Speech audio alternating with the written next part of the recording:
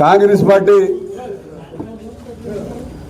140వ ఆవిర్భావ దినోత్సవం సందర్భంగా తూర్పుగోదావరి జిల్లా కాంగ్రెస్ పార్టీ ఆఫీసు రాజమండ్రిలో ఘనంగా ఆవిర్భావ దినోత్సవ వేడుకలు జరుపుకోవడం జరిగింది. పొద్దుటే 9 గంటలకే మా ఆల్ ఇండియా కాంగ్రెస్ కమిటీ అధ్యక్షులు ఖర్గే గారు ఢిల్లీ ఏఐసిసి ఆఫీసులో ఫ్లాగ్ హాస్టింగ్ చేసి మరి కార్యకర్తలను ఉద్దేశించి ఆయన ఆల్రెడీ ప్రసంగించడం జరిగింది. మరి మేము కూడా ఇక్కడ ఏఐసిసికి అనుబంధంగా ఉన్నటువంటి మేము కూడా ఇక్కడ తూర్పుగోదావరి జిల్లా రాజమండ్రిలో ఈ కార్యక్రమాన్ని ఘనంగా ఏర్పాటు చేయడం జరిగింది. పొద్దుటే ఫ్లాగ్ హాస్టింగ్ చేసాం. ఆ తర్వాత మరి కేక్ కటింగ్ చేసి ఎవరైతే పార్టీకి సిన్సియర్గా చాలా కాలం నుండి పార్టీ కోసం కృషి చేస్తున్నారో వారికి సన్మానాలు చేయడం జరిగింది. మేము సన్మానం చేసిన వ్యక్తులందరూ కూడా పార్టీ అధికారంలో ఉన్నా లేకపోయినా పార్టీ కోసం అహర్నిశాలు కృషి చేసి పార్టీ అభివృద్ధికి తోడ్పడుతున్నటువంటి వ్యక్తులు వారందరికీ కూడా సన్మానం చేయడం జరిగింది. అలాగే అందరికీ వచ్చినందరికీ కూడా స్వీట్లు పంచిపెట్టి ఈ ఆవిర్భావ దినోత్సవాన్ని ఎంతో ఘనంగా జరుపుకున్నాం. ముఖ్యంగా అసలు ఈ భారతదేశంలో కాంగ్రెస్ పార్టీ అనేది లేకపోతే అసలు మనకి స్వతంత్రం వచ్చేది కాదేమో. ఇవాళకి కూడా మనం ఒక బానిసలుగా ఏ బ్రిటిష్ వాళ్ళకో లేకపోతే ఇంకా వేరే కంట్రీ వాళ్ళకి ఎవరికో బానిసలుగా బ్రతికే పరిస్థితి ఉండేది.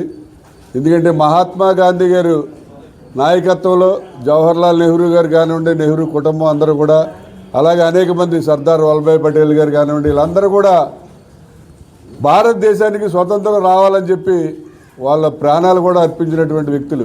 ఎందుకంటే అల్లూరి సీతారామరాజు గారు కానీ, ఝాన్సీ లక్ష్మీబాయి కానీ వీళ్ళందరూ పోరాటం చేసి మన భారతదేశానికి స్వతంత్రం తీసుకొచ్చారు. ఎవరైతే బ్రిటిష్ వాళ్ళ పాలనలో బ్రిటిష్ వాళ్ళు తొత్తులుగా ఉంటూ బానిసలుగా పనిచేసిన వ్యక్తులు ఇవాళ భారతదేశాన్ని పరిపాలిస్తున్నారు. వాళ్ళు చెప్తారు మహాత్మా గాంధీ ఏం చేశాడు, లేకపోతే నెహ్రూ గారి కుటుంబం ఏం చేసింది. అయ్యా, నేను మోతీలాల్ నెహ్రూ స్వతంత్ర కాలం నాటికి ఆయన ఇండియాలో రిచెస్ట్ పర్సన్, వాళ్ళ ఫ్యామిలీ మోతీలాల్ ఫ్యామిలీ, వాళ్ళ ఆస్తులన్నీ కూడా పార్టీ కోసం తగులుపెట్టుకుని పార్టీ కోసం అన్నీ కూడా ఖర్చు చేసినటువంటి వ్యక్తులు వాళ్ళు.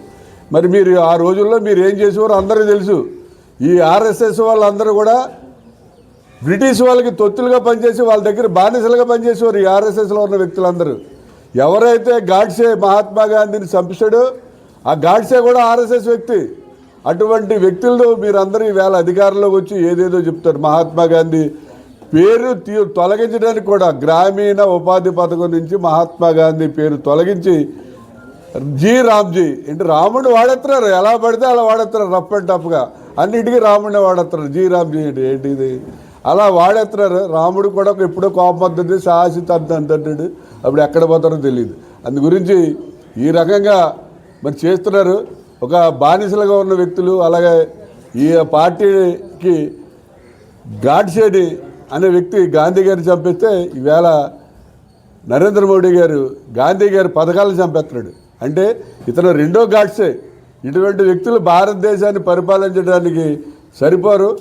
మరి ఏదైతే గాంధీ గారి యొక్క మహాత్మా గాంధీ గ్రామీణ ఉపాధి పథకం యొక్క పేరు మార్చి ఆ స్కీమ్నే మార్చారు, దాని మీద 5వ తారీఖు నుంచి జనవరి 5వ తారీఖు నుంచి దేశవ్యాప్తంగా ఉద్యమం చేయాలని చెప్పి నిన్ననే సిడబ్ల్యూసీలో తీర్మానం చేయడం జరిగింది. దాని మీద తీర్మానం కూడా చేస్తాం. ఈ రాష్ట్రాలు కూడా ఇది చాలా బడ్డేను. గతంలో 90% మహాత్మా గాంధీ ఉపాధి పథకానికి సెంట్రల్ ఇస్తే స్టేట్ 10% పెట్టుకునేది. కానీ ఈవేళ సెంట్రల్ 60 చేస్తారట, 40% మాత్రం స్టేట్లు పెట్టుకోవాలట. అలా 40% పెట్టుకుంటే 10 గంటలు పెంచారు. అలా 40% పెట్టుకుంటే మన ఒక్క రాష్ట్రంలోనే మనం సుమారు దగ్గర 5,000 కోట్ల రూపాయలు మన రాష్ట్రం భరించవలసి వస్తుంది. అలా అన్ని రాష్ట్రాలు భరించాలి. ఈ రకంగా నరేంద్ర మోడీ మరి జనాల్ని ఉపాధి కార్మికులందరినీ కూడా చీటింగ్ చేసే పరిస్థితి ఉంది. కాబట్టి నరేంద్ర మోడీ తక్షణం ఎవరైతే అమిత్ షా నరేంద్ర మోడీ తక్షణం తప్పుకోవాలని చెప్పి వాళ్ళ రాజ్యాన్ని పరిపాలించడానికి అనర్హులని చెప్పి కూడా మేము చెప్తున్నాం. అలాగే నేను పురంధేశ్వరి ఏదో మాట్లాడిందంట. ఆవిడ ఏంటంటే బాబు ఎప్పుడు కనపడదు, రాజమండ్రిలో వస్తుంది, ఏదో మాట్లాడుతుంది. కాంగ్రెస్ పార్టీ విలువలకి వ్యతిరేకంగా ఏదో మరి మాట్లాడుతుందని చెప్పి ఏదో మాట్లాడిందండి ప్రెస్లో. ఈ అసలు ఆవిడ ఏ పార్టీలో మంత్రి అయింది, ఆవిడకి అసలు మర్చిపోయి మాట్లాడుతుంది. ఆవిడ కాంగ్రెస్ పార్టీ వల్లే ఆవిడకి భిక్ష వేసి ఏదో ఎన్టీ రామారావు కూతురు కదా అని చెప్పి ఆవిడకి కేంద్ర మంత్రి ఇచ్చారు. ఇవాళ కాంగ్రెస్ పార్టీని విమర్శించే స్థాయి ఆవిడకి లేదు. కాబట్టి ఆవిడ ఎలా వస్తుంది పోతుంది, ఏదో టూరిస్ట్ ఎప్పుడో గెస్ట్ ఆర్టిస్ట్ లాగా అలా పోమ్మా, నువ్వు ఇంక ఎక్కువ మాట్లాడితే కరెక్ట్ కాదు. ఇంక కొంతమంది మా పార్టీలోనే ఉండి పార్టీ నాయకుల మీద వ్యతిరేకమైన స్టేట్మెంట్స్ ఇస్తున్నారు. ఒకరు ఎక్కడ లేరండి, ఒకడే ఇద్దరు ఉన్నారు. వాళ్ళు త్వరలోనే పార్టీ నుంచి సస్పెండ్ చేయడం జరుగుతుంది.